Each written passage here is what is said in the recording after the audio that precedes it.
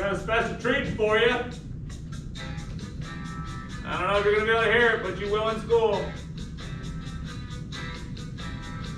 Owl pellets. Owl pellets. Owl pellets, a ball of bones and fur and other things. The rest of it we don't know. Oh, we know. You just don't hear us sing it. You're going to sing it though. Yes, you are.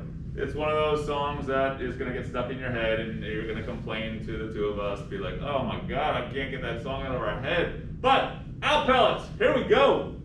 All right, so we're doing this at home this year for various reasons. The obvious ones. But there are some things that we're going to provide you, so you have all the tools you need in order to do what we're going to ask you to do. I think it's going to work out really well, as a matter of fact. And we're going to show you what you need. We're going to, like I said, we're going to provide you, so you guys who are virtual are going to probably have picked this stuff up already. Mr. Fleck will send out a message. You guys who are in school hybrid, we're going to give this out on Monday and Tuesday and talk to you about it from there. But piece of paper, which is going to turn into your tray. Why do you need a tray? Because your mother does not want the owl stuff all over the place, and in school we don't either. So need a tray. We're going to turn this piece of paper into a tray. Some other things, tweezers. We don't have enough for everybody, but if you go into the bathroom and find one, you can use it. Just clean it off before you use it on yourself again. A probe, which we do have enough for everyone. That's kind of sharp. Are we going to send that home with them? It's wood. It's wood. We're sending it home. And obviously, an egg cart. Not obviously, because I was reading the notes and I was thinking obviously an owl pellet, but egg carton, if you have one, it's perfect. If you don't, we have enough to send those home, right? Yeah, I have plenty. Okay, so we'll show you what you're going to do with that as well. Then obviously you need an owl pellet, okay? So, job number one, make a tray. All right, so up here on the board, pretty straightforward. We're going to fold, we're going to fold, we're going to fold, we're going to fold. That's 4 folds, I think, Mr. Fluck. Fold. Fold. Fold. And it doesn't have to be perfect. Fold. This way. Fold. 2 folds. See that? 2 folds. Long way. Right? Now we're going to open that up, fold it the short way. Owl pellets. Owl pellets. A ball of bones and fur and other things. See, told you can't get out of your head. Nope, can't. Okay, so we've got our folds. All right. In order to turn that into a tray, we're going to make some simple cuts. I make cuts. Mr. Fluff just tapes. So we're going to take scissors. Watch. 1 cut. 2 cuts. 3 cuts. And 4 cuts. Then we're going to fold that up. We're going to wrap that little tab around there. Mr. Fluff's going to hit me with a little piece of tape. So you can do this on your own if you have to, but if you have some help at home, it might help you a little bit. You can use masking tape, you can use scotch tape, you can use duct tape, You can use use electric this. tape, you can use a stapler. Okay? Man. Please don't email me saying I don't have anything to get the tray stuck together. All right? You can use could anything. spit on that paper and mold Don't it. do that. Oh, okay, forget it. Didn't they used to do that with newspaper though? You can make newspaper out of it, right? Ever make newspaper? No. Yeah, you can make newspaper. You can make paper. Well, yeah, you grind it up small enough. Yeah, you put it in water, you smear it out. You don't think that'll work, huh? I don't think so. Alright, don't do that. So, some sort of tape, you can even glue it. You got some glue at home. You just gotta have to hold it like this for the next 20 minutes. If you got time, go for it. Alright? Now you got a tray. Beautiful concept. Tray, tools, owl pellet, carton. Look how nice that's going to be when you're done working at home. You're going to take that and you're not going to get in your mother's way, or your father's way, or grandma's way, or Auntie Annie's way, or whoever else lives at home. Yeah, Keep and it out of listen, the way. yeah, and don't listen, guys. Let's use our common sense here, okay? The place where you should not put this is Next to Fido. next to Fido, or on the table in which you are actually eating dinner. Yeah. probably Okay? not. Because if somebody walks by and goes like this, all the fur and other things are gonna Owl go, pellets. and they're gonna go all over your table, and your mom's gonna get angry. Not only that, you might lose some of the small bones. So please, please, please put this somewhere safe where the air conditioning isn't going to hit it, the air heat isn't going to hit it, your dog can't get it, your cat can't get it, and somewhere that is a place away from food and drink. If you have a bird, they might eat it too, so keep it away from them. All right, so those are our tools, our tray. And here is our pellets.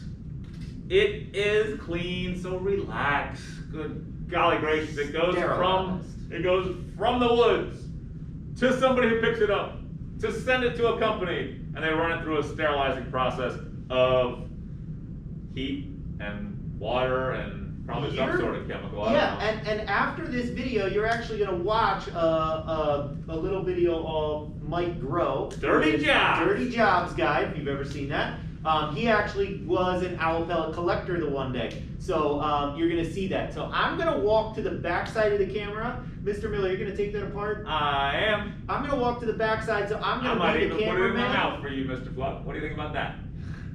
Whatever floats your boat, man. So I'm going to walk back. I'm going to become the cameraman, so you might see the camera jiggle a little bit. But I'm going to bring it up so that you guys can see better what Mr. Miller is doing. And just as an FYI, when you watch that video on Mike Grow Owl Collector, those are not the companies we send to get those pellets from. We're getting from Big Pellets. That guy has a shop out of his house, out of his trailer, in the back, where he just spritzes the pellets and keeps them all pushed together. So that's not where we get them from. We get them from big old science companies that send hundreds and thousands of these through some sort of sterilizer and take that into account. So when we give them to you, they're sterile. Mouth? Huh, wait a sec. Really, how sterile? They're that sterile. Get my mask back on, that's even worse. All right, here we go. I do not think that's a good idea. But just in case. So, your job, if you have a pellet that's nice and easy, just give it a little wiggle. Chances are it comes apart like this, okay? Do it again. Comes apart again. Keep pulling it. Keep pulling it. This one's almost too easy, Mr. Fluck. Stay over the tray. You see all the bones that are dropping out? See all the bones? We found something. Gonna use my tweezers to pull this guy out of there. And beyond the fact that I know it's a lower jaw, I want to clean it off a little bit. I can't see anything because I don't have my glasses on, so we're going to take a pause for that. So we use our tweezers, and we have what is called the lower jaw of a rodent. Okay? So that's how we go about that. So very quickly, I see a skull here, Mr. Flux. Why don't we just hang on and we'll show them what this looks like.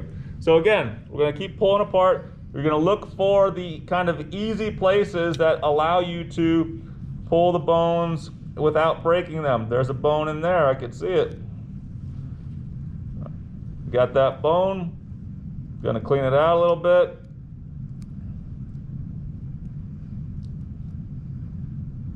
And you will see on the Google Slides presentation that you're going to label your egg carton. But that would be a lower leg bone. That's the tibia and fibula. Okay? Let's just stay here for one more second because I see, what do I see? I see the front teeth of a rodent. So there's got to be a skull in here somewhere. See those front teeth right there? They're a different color. See them? And there it is. So what we will find in a lot of the pellets is that the back part of the skull is going to be broken off, and that's the case in this one. So you'll find some broken bones in your skull, in your pellet. We're making the, well, by the time you see this, we'll already have made the PowerPoint with the slides, but you can see all the bones in here that are actually bones that you want to save, even though you're going to look at them and say, yeah, it's nothing worthwhile. But we want to clean this out a little bit as much as we can. Try to speed up the process here so you can get moving. That worked out pretty well. All right. So there's the skull of something called a vole. And how do I know it's a vole? Well, I know it's a vole because I've been doing this a long time. How are you going to know it's a vole? Well, you have to learn how to identify. And we put charts in your Google Slides presentation. If you want to come back here for a second, Mr. Yeah. Fluck. We're going to look at the teeth. I don't know if you can. You can't see it, see? Mr. Miller. It doesn't zoom in that closely. Okay. Well, we're going to turn the skull upside down so we can see the teeth. And like I said, this will be on your Google Slides presentation. And that's where we will start identifying bones. So I've put every bone that you will find in the Google Slides presentation with a few explanations. I'm going to stop while Mr. Fluck puts the camera back on because I might be giving you a headache by bouncing all over the place. Am I in the picture? Ow, pellets. Am I in the picture? Let me just. I look like this now. There you go. Now you're good. You're good. Should I stand straight up now? Yes, please. Okay. Alright, so in the slides presentation, I've taken pictures of different bones that I just pulled apart in the last 2 days, and to show you what they would look like, to show you some of the things that you're going to look for when you're IDing your bones. So in this egg carton, what we're going to have you do is put a little piece of paper, or you can write in the carton, whatever, and it will say like lower leg, it will say skull, it will say lower jaws, etc.